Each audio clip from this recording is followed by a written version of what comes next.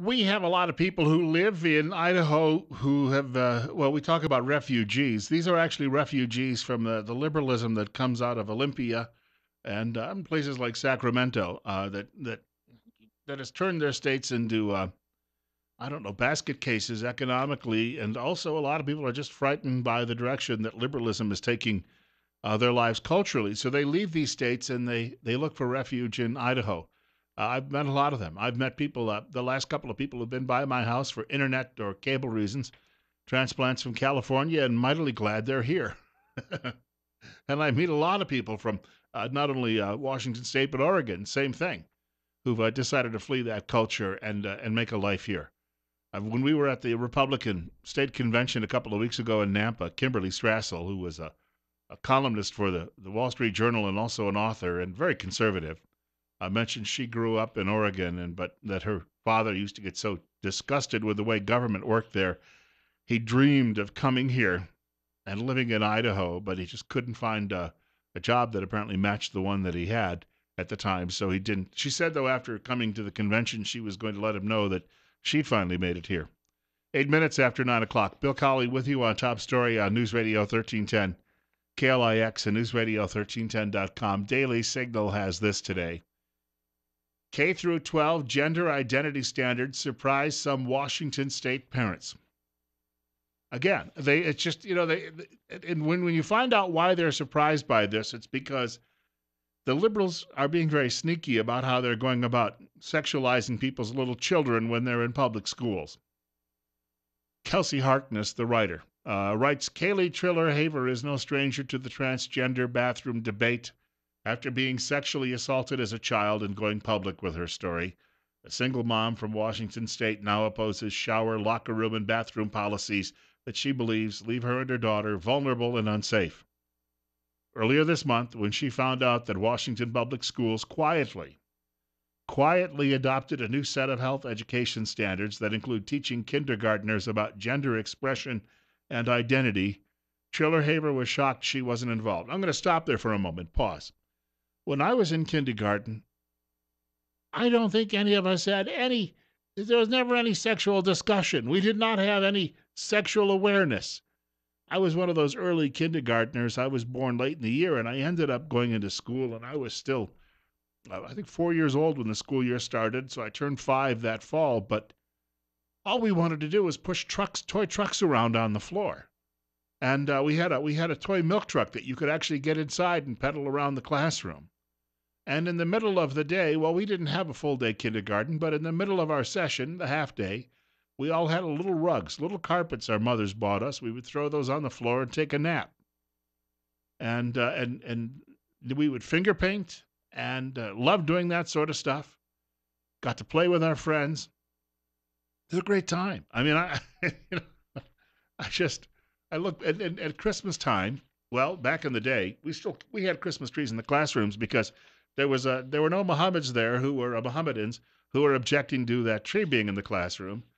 So I admit it was a different country then, and I'm not forcing anything on anyone. I'm just telling you, we had a little Christmas party, and then after Christmas, when we came back to school in January, we were all encouraged to bring a toy in, one of our favorite toys that we had received.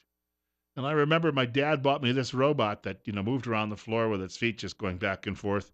And every few minutes, its chest would open up, the doors would open up, and there'd be these little guns. Lights would flash behind them, and you'd hear ack, ack, ack, ack, ack, ack, ack.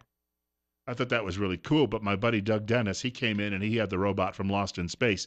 And suddenly, well, today they would say, you're giving Billy a complex, Dougie. So, Dougie, you're going to have to smash your robot because you hurt your feelings because his robot isn't as nice as yours. But that really was all we were worried about at the time. Now it's like, okay, Jimmy and Jenny, why don't you pull down your pants? We're going to have a gender identity session here. I'm going to take some pictures, and then we're going to look at them later on in the principal's office after you all go home. Unless, of course, we request that you stay over because you might be a bad little boy or girl. The changes, according to the writer of this story, prompted an outcry from thousands of parents across the state. Can you imagine parents being just suddenly gobsmacked by this out of nowhere? Oh, we're going to be, your little boy may not know if he's a boy or a girl, so We're going to we're going to have to teach them all about this. And so what we're going to have the children do is all parade around naked and then see who they get excited by. I'm already excited. I've been in this job a long time. We've got more on this on page number 2 of the story. The state agency responsible for the guidelines said they were made available to the public for review. Okay. Yeah, we put them up on a website. Yeah. Well, we didn't tell anybody about it, but we put them up on a website that we created. Yeah. Well, that doesn't say that, but it says it was provided the Daily Signal, or they gave examples to the Daily Signal, saying that they had solicited comment. They're soliciting, all right. The writer says none, however, pointed to the addition of gender identity guidelines, instead referring to the proposal broadly as the state's new physical education standards. See, now when I was in school, physical education meant dodgeball or kickball, and then as we got a little older, it meant softball and basketball, and yet physical education apparently in Washington State means, Johnny, come over here and take a look at Jenny.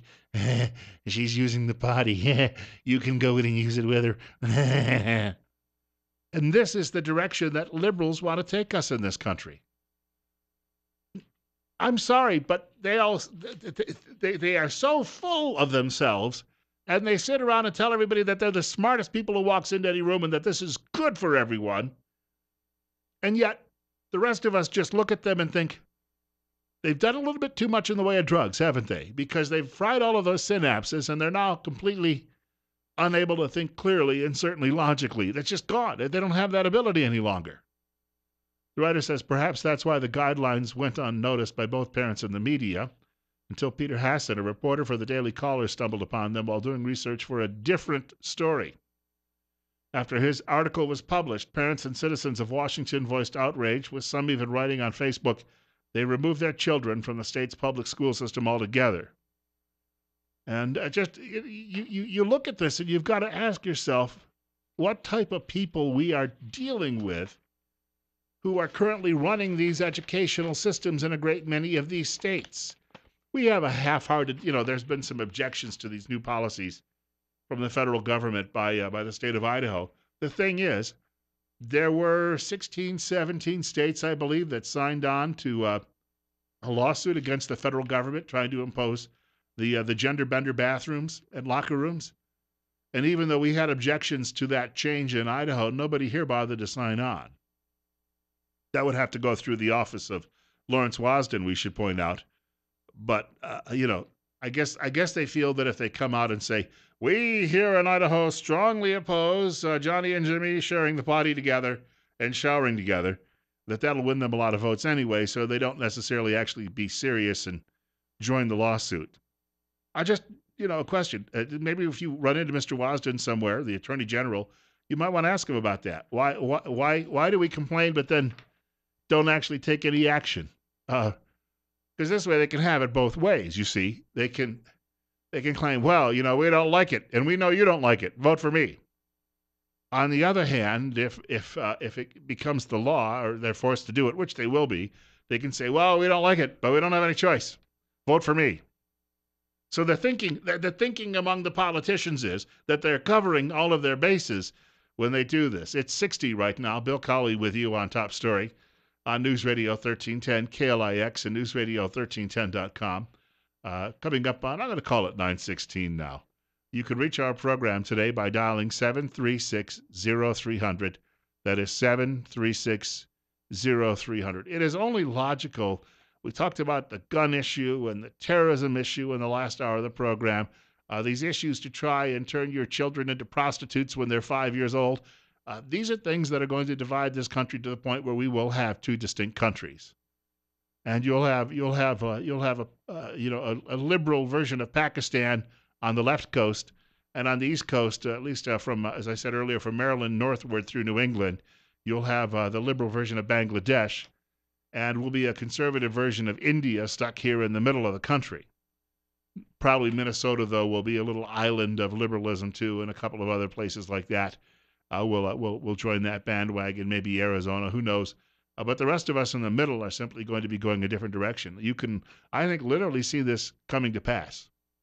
And I think it's going to happen within not 10 years, but I think that all of these things, because the left has been accelerating its agenda, these things are going to come to pass within 5 years. In one respect, perhaps the election this fall becomes irrelevant because whether it's Trump or Hillary, if we end up splitting off into a separate country in the middle of the flyover country, we'll come up with our own leadership. And it'll be someone we like a lot better than what we've been offered. So therefore, a Supreme Court decision that legalizes, horses, cows, and pigs marrying people won't have any impact on us in this part of the country. It'll just be a California thing. And if that's what they want, fine. I saw a great piece on, there was a picture somebody did the other day on Facebook.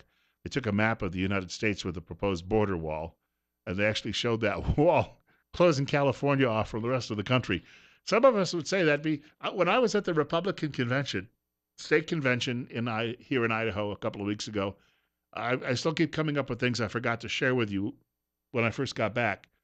But there was a discussion about delegates who are going to Cleveland for the national convention. And it mentioned that because of security concerns, there are going to be so many radicals there. People who want to turn the United States into a narco-terrorist state called Greater Mexico. There are going to be all of these people there waving their Mexican flags, screaming and yelling about Donald Trump trying to protect his country. And because of that security perimeter, they have to move people away from the convention hall to hotels far distant. So most people will not be able to walk to the hotel from the hotel to the convention hall. And even if they did, they'd get beat up, of course, by all of these folks who are looking to turn this country into a third world Latin dictatorship. But the California delegation is forced to stay. They're going to be like an hour's drive away. And this was being explained to us by the people up on the stage, and that if you're from Idaho, you're going to be a couple of miles from the convention center, and the Californians are going to be an hour's drive away. And with that, there was applause. I guess California Republicans are viewed to be not much better than Democrats. Yeah, make them walk. We're coming up on a short break. Bill Colley with you on Top Story on News Radio 1310, KLIX and newsradio1310.com. A reminder, the summer heat returns on Monday, temperatures in the 90s. And whether you need repairs right away or just would like to avoid problems in the future with your air conditioning, call the professionals at Ramsey Heating and Electric, where you can make sure the job is done right the first time and set yourself up for a great summer. You can see Ramsey Heating and Electric at 2600 Overland Avenue in Burley, or give them a call, 678-0459. That's Ramsey Heating and Electric, where they sell warm winters and cool summers. Ramsey Heating and Electric. Hey, I've got plenty more coming up in just a few minutes. Also, speaking of Washington State, they have more wild wolves there, chewing up all sorts of cattle and the like. Details on that today. Also, if you want to get drunked up at a Boise State football game, well, better stay home and do it while you're watching TV. Details ahead.